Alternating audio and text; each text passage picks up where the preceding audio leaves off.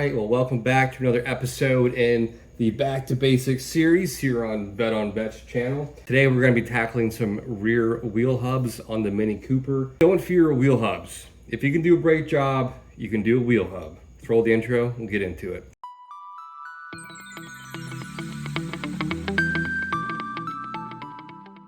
What's up guys, welcome back to the channel. So yeah, my Mini Cooper, my 2009 Mini Cooper S has about 75,000 miles on it.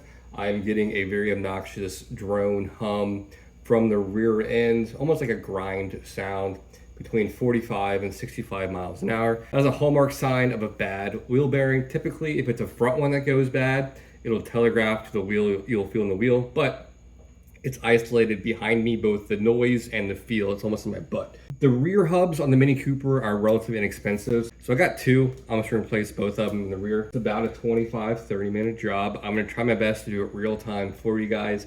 I think I can do it under 30 minutes. Yeah, they're like 45 bucks a piece, so I'm just replacing both. I'm not sure which one it is, but it doesn't matter because I'm gonna do both. And like I said, if you can do a brake job and take a tire off, you can do this job. Not that hard. This is a non-drive wheel, meaning there's no axle going through the wheel hub, which makes it so much easier. But yeah, matter of jacking the car up, taking the wheel off, taking the brakes off, 4 bolts for the hub, knock that guy off with a hammer. I'm sure it will be corroded. Put a new one on, and the torque spec is 41 foot-pounds in case I don't tell you later on. So let me go ahead and get the Mini Cooper in here and I'll walk you through it. Again, a hub assembly is not a hard job. It really isn't. I don't know why people think it is. Don't take it to a dealer. A dealership is going to charge you so much money for this job, especially a Mini Cooper. Do it yourself with half an hour. Very basic tools, very basic set of mechanical tools. The only exotic thing you're going to need is a torque wrench, but you should have one anyways. It's just good to have. So, all right, let me shut up and we'll get to work.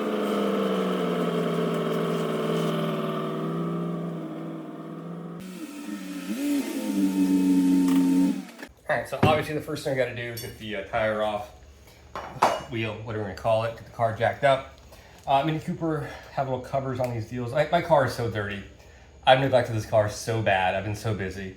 I will wash it this weekend, I promise. But anyway, get the cover off. I find a little pick is the best way to do it. Put it inside this little hole right there, and it'll come right off. Also, you'll notice that the hubs don't have studs on them. That's because a R56 Mini Cooper, the studs are part of the lug. It'll make sense here in a second. So what first we're gonna do is getting these guys loosened up and take the wheel off and then get it jacked up.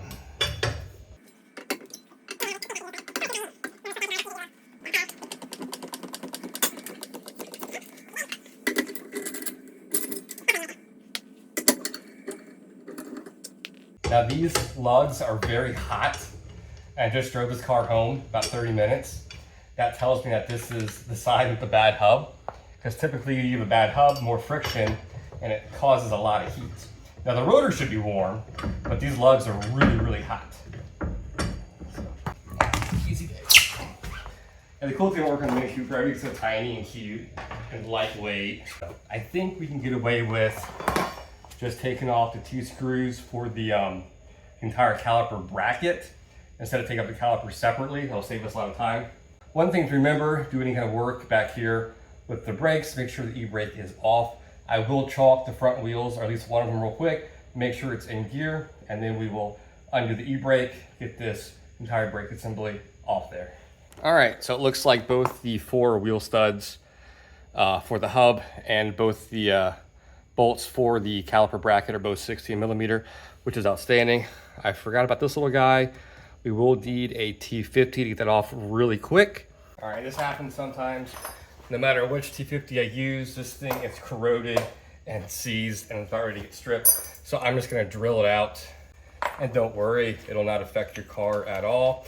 This is mostly for the factory, honestly, when they put the rotors on there to get everything situated. You don't need to have it. It won't affect anything, I promise.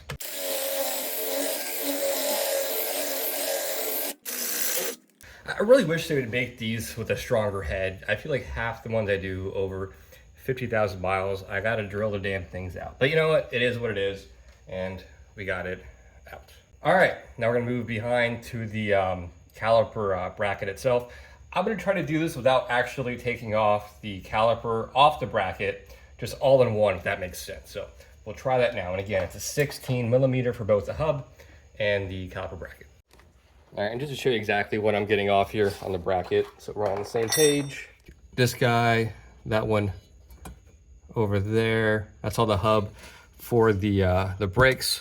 We're actually working inside here, where this guy's on.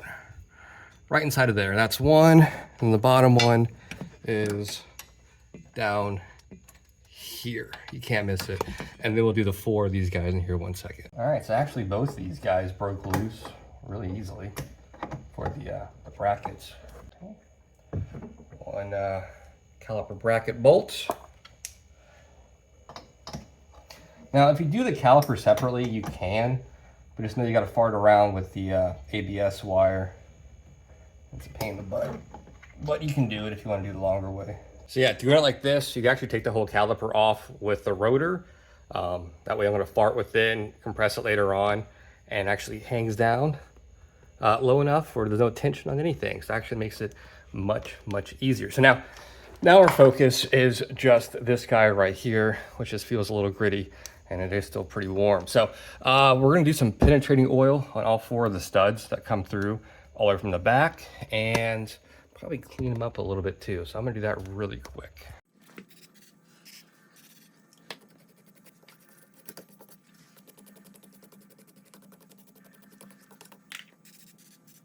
All right, let's see if we can get these guys loose right now.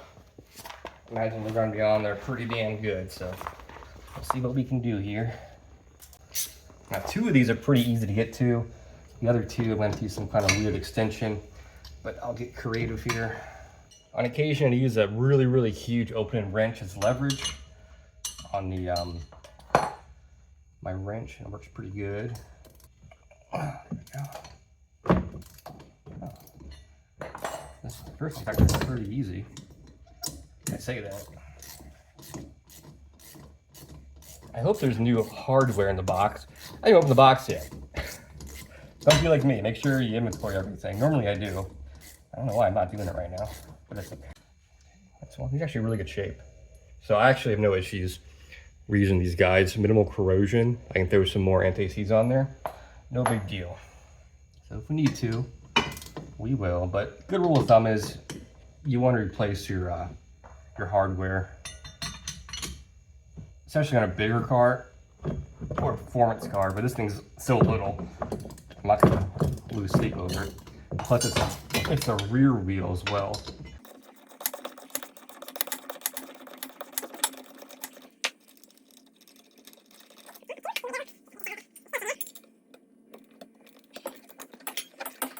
I'm shocked that these aren't more seized. I'm not mad, but this thing is heavily corroded where it meets the knuckle here. So let's see how much of a headache it is to get the damn thing off. That's what I'm most worried about.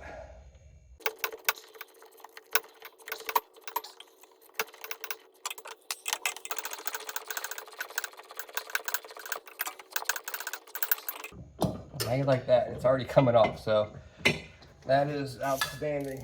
I can get it with my finger. There's some way here. Wow, I was expecting a lot more drama with these studs. So, yes. All right, let's get the new one open. Now, when I got these things at Rock Auto, I'm not sure if I said that or not, but I get most of my parts there. Just like the right one. It's all nice and clean in there. Let me clean it up a little bit. At least the mating surface, you know what I mean? Cool, guys. All right, only thing I'm gonna do now is reverse the process. There is one thing you gotta know. There's like a little notch right here on top, and that's gotta go right there in that little guy. Ooh, look at that, perfect. Perfecto. That's Spanish for perfect, no big deal. All right, and honestly, for the most part, that's about it. Let me get these threaded. I'll get it torqued down to 41 foot-pounds. And that's it, guys. We're done. Now, a front wheel bearing is a little different. Okay, let me rephrase that. A drive wheel will be different. Let's say we're doing the front wheels of this car. You'll have an axle nut right here. And then typically a 28 to 32 millimeter. You take that off first, and you got to punch the axle back through. Your typical CV will compress a little bit. You push it back in through. they didn't take your hub off. That's the biggest difference, honestly. Some of these have some weird goofy sensors, some ABS sensors, brake sensors. This one's pretty straightforward. This is probably one of the easier hubs I've done. Minus the little hiccup, drilling out the little bolt for the rotor. This is honestly a 25-minute job. I'm not just saying that. Anyone can do this job. So let me go ahead and get this guy wrapped up and give you my final thoughts. Guy dialed in at 41 foot-pounds.